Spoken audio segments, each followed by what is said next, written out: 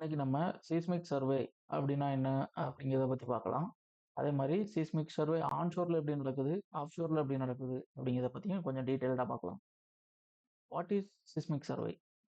இப்போ seismic survey அப்படின்னாக்கி under கிரவுண்ட்ல இருக்க ராக் என்ன மாதிரி இருக்கு, எந்த மாதிரி உள்ள லேயர், எந்த மாதிரி டைப்பான ராக் அப்படிங்கிறத கண்டுபிடிக்கிறதுக்கு தான் இந்த சீஸ்மிக் சர்வே நம்ம பண்றோம். Y seismic survey? ஆயில் எங்க இருக்கு, அதே மாதிரி கேஸ் ட்ராப் எங்க இருக்கு அப்படிங்கிறத கண்டுபிடிக்கிறதுக்கு தப்பான இடத்துல ட்ரில் பண்ணாம இருக்கிறதுக்காக இந்த சீஸ்மிக் சர்வே நம்ம யூஸ் பண்றோம். இந்த சீஸ்மிக் சர்வே மூலமா நம்ம எந்த இடத்துல ஆயில் இருக்கு, எவ்வளவு டெப்த்ல இருக்கு அப்படிங்கிறத நம்ம அப்ராக்சிமேட்டா ஃபைண்ட் அவுட் பண்ணலாம். Onshore seismic survey. இப்போ ஆன்ஷோர் சீஸ்மிக் சர்வேல என்னென்ன எக்யூப்மெண்ட்லாம் இருக்குன்னு பார்த்துடலாம். வைப்ரேட்டர் ட்ரக்ஸ் இல்லைனா explosive, geophones, cables, recording truck, GPS and survey instruments, shot hole drilling rig. ப்ராப்பரா ஒரு சீஸ்மிக் சர்வே ஸ்டெப் பை ஸ்டெப்பா எப்படி பண்ணுவாங்கங்கிறத நம்ம இப்போ கொஞ்சம் டீட்டெயில்டா பார்க்கலாம். Receiver deployment. இதுல நம்ம ஜியோஃபோன்ஸ் எங்கெங்க லொக்கேட் பண்ணுமோ அந்தந்த இடத்துல பிளான்டேஷன் பண்றது ஜியோஃபோன்ஸை. அதே மாதிரி எல்லா ஜியோஃபோன்ஸையும் கேபிள் மூலமா கனெக்ட் பண்றது. அதே மாதிரி இந்த ஜியோஃபோன்ஸ் எல்லாத்தையுமே நம்ம ரெக்கார்டிங் ட்ரக்குல ஃபிக்ஸ் பண்றது எல்லாமே இந்த ரிசீவர் டிப்ளாய்மெண்ட்ல நடக்கும். அதுக்கப்புறம் லைன் ப்ரிப்பரேஷன். இதுல ட்ரக்கு போறதுக்காக கிளீனான ஃப்ளாட்டா லேண்டை ஃபர்ஸ்ட் ப்ரிப்பேர் பண்ணணும்.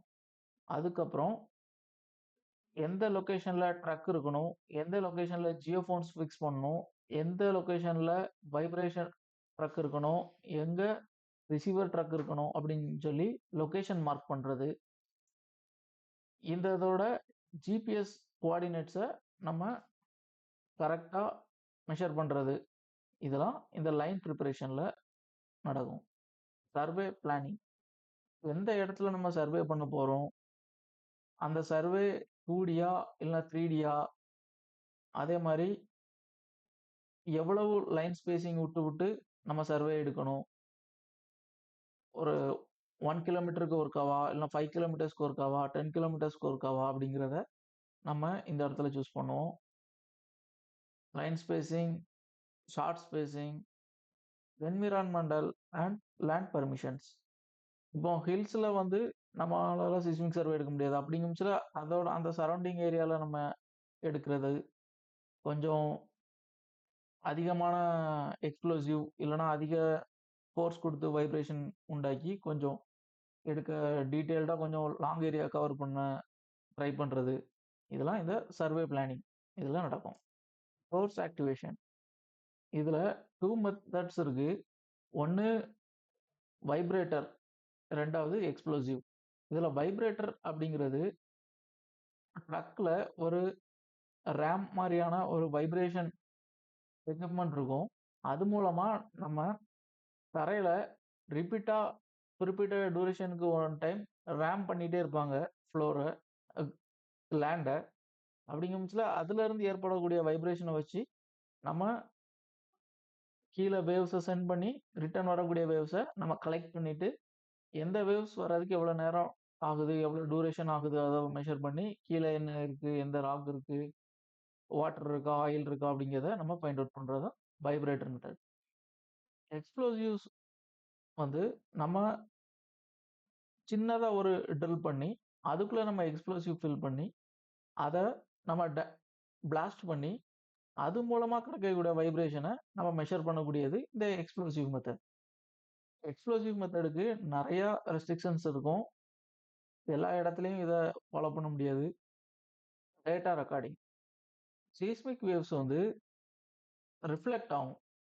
கீழே வாட்டரில், ஆயிலில், கேஸில் பட்டு ரிஃப்ளெக்ட் ஆகி வர்றதுக்கு ஒரு லேயருக்கும் அடுத்த லேயருக்கும் இடையில கொஞ்சம் குறிப்பிட்ட அளவு கேப் இருக்கும். அந்த கேப்பை மெஷர் பண்ணுறது மூலமாக தான் நம்ம டேட்டா வந்து சொல்லும் எவ்வளோ டெப்த்தில் எந்த மாதிரியான ராக் இருக்கு, வாட்டர் இருக்கா, ஆயில் இருக்கா அப்படிங்கிறத. வைப்ரேட்டர் வைப்ரேஷனை உண்டு பண்ணும். ஜியோஃபோன்ஸ் வந்து அதை ரிசீவ் பண்ணும். அதை ரிசீவ் பண்ணிட்டு ஜியோஃபோன்ஸ் எலக்ட்ரிக்கல் சிக்னலா நமக்கு ரெக்கார்டிங் ட்ரக்குக்கு அனுப்பும்.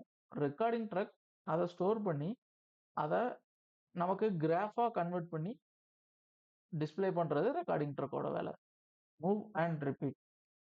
ஒரு லொகேஷன்ல நம்ம டேட்டா கலெக்ட் பண்ணிட்டு கொஞ்சம் குறிப்பிட்ட தூரம் மூவ் பண்ணி அடுத்த பாயிண்ட்டுக்கு போய் திரும்பியும் அதே ப்ரொசீஜரை திரும்பியும் பண்ணுவோம்.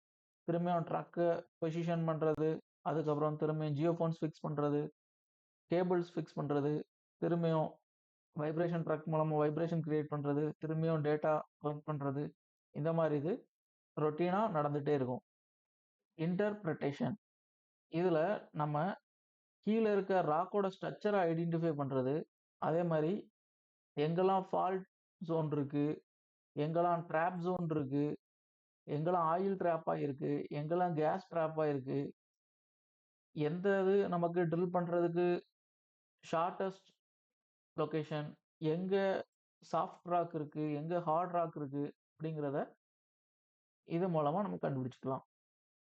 Data processing, noise removal. Noise வந்து இப்போ பக்கத்துல சிட்டிஸ் அந்த மாதிரி இருக்குனாக்கி நாய்ஸ் கொஞ்சம் அதிகமாகவே இருக்கும். எனக்கு அங்கே வெஹிக்கிள் மூவ் ஆகும், ஹியூமன்ஸ் நிறைய இருப்பாங்க, அதனால இந்த டேட்டா ப்ராசஸிங்கில் இந்த நாய்ஸ் எல்லாம் ஃபர்ஸ்ட் கேன்சல் பண்ணுவாங்க. வெலாசிட்டி அனலைசிஸ், எவ்வளோ வேகமாக வேவ்ஸ் கீழே போயிட்டு ரிட்டர்ன் வருது, அதுக்கு உண்டான டூரேஷன் எவ்வளவு அப்படிங்கிறத மெஷர் பண்ணுவாங்க. Stacking, migration, depth convention. மைக்ரேஷன்ங்கிறது ஒரு இடத்துல இருந்து இன்னொரு இடத்துக்கு மூவ் ஆகுறதுக்கு எடுத்துக்கிடக்கூடிய டைம். அதாவது ஒரு வேவ் கீழே போயிட்டு இப்போ அந்த வேவ் வந்து வாட்டர் ஜோன்ல ஒரு குறிப்பிட்ட டிஸ்டன்ஸ்ல மூவ் ஆகும், ஆயில் ஜோன்ல குறிப்பிட்ட கேப்ல மூவ் ஆகும், அதே மாதிரி கேஸ் ஜோன்ல குறிப்பிட்ட டிஸ்டன்ஸ்ல மூவ் ஆகும். இந்த எவ்வளவு டிஸ்டன்ஸ் மூவ் ஆகுதுங்கிறத மெஷர் பண்றது தான் இந்த மைக்ரேஷன். டெப்த் கன்வென்ஷன் அப்படிங்கிறதுல எவ்வளவு டெப்த் கீழே இருக்குது, இது எவ்வளவு டெப்த் போயிருக்கு அப்படிங்கிறத மெஷர் பண்றதுக்கு இந்த டெப்த் கன்வென்ஷன் யூஸ் பண்ணுவோம். இந்த மாதிரி நிறைய ப்ராசஸ் யூஸ் பண்ணி தான் நம்ம டேட்டாவை ப்ராசஸ் பண்ணுவோம்.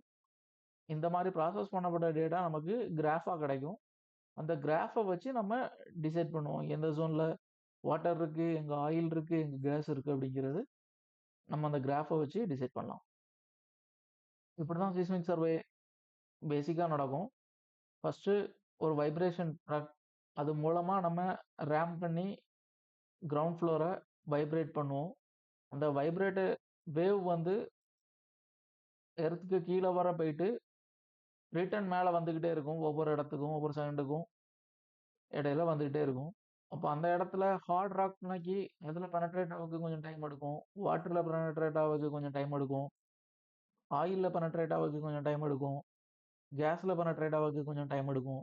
இந்த மாதிரி இடத்துல இந்த வேவ்ஸ் போயிட்டு அந்த இடத்த கிராஸ் பண்ணி ரிட்டர்ன் வரும்போது அந்த வேவை கலெக்ட் பண்ணுறது தான் ஜியோஃபோன்ஸோட வேலை.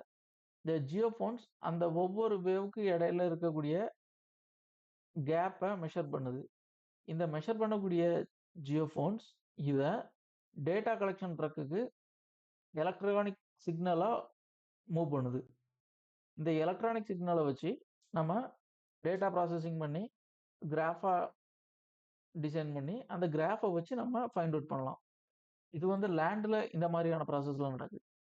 Offshore seismic survey, survey design, survey grid plan, line spacing, weather and marine permits.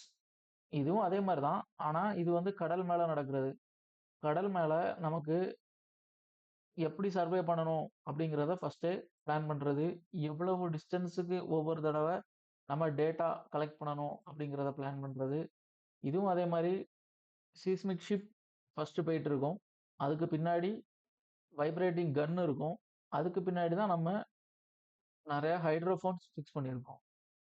இப்போ இதில் நம்ம இந்த சீஸ்மிக் ஷிப், அதுக்கப்புறம் இந்த ஏர் கன் ப்ளஸ் இந்த ஹைட்ரோஃபோன்ஸோட லொக்கேஷன் நம்ம ஜியாலஜிக்கல் சேட்டலைட் மேப்பிங்கும் பண்ணணும். ப்ளஸ் நம்ம ஜிபிஎஸ் மூலமாக இதோட ஒவ்வொரு எக்யூப்மெண்ட்டோட லொக்கேஷனும் நம்ம மானிட்டர் பண்ணிட்டே இருக்கணும். Streamer development. அந்த ஸ்ட்ரீமர் டெவலப்மெண்ட் அப்படிங்கிறது இந்த மொத்த டோட்டல் யூனிட் இதோட லென்த் 3 to 12 கிலோமீட்டர்ஸ் இருக்கும். சோர்ஸ் செக்ஷன்ஸ்ல நம்ம வந்து ஏர்கன்ஸ் இது வந்து நிறைய பார்ட்டிஷனா இருக்கும். ஒவ்வொரு பார்ட்டிஷன்லயும் நம்ம வந்து கம்ப்ரஸர் யூஸ் பண்ணி ஏரை ஃபில் பண்ணிட்டே இருப்போம்.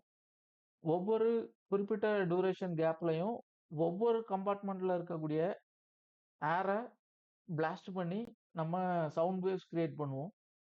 இது மூலமா நமக்கு சவுண்ட் வேவ்ஸ் கிரியேட் ஆகி சீபெட்டோட ஃப்ளோர்ல ஹிட் ஆகி அதுக்கப்புறமா எர்த்ல பெனட்ரேட் ஆகி போகும்.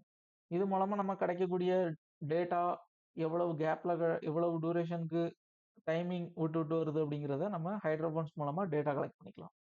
ப்ரொபகன்ஸ் இந்த வேவ் வந்து நமக்கு வாட்டர்ல டிராவல் ஆகி போய் அதுக்கப்புறமா சீபெட்ல வந்து ரிசீவ் ஆகும்.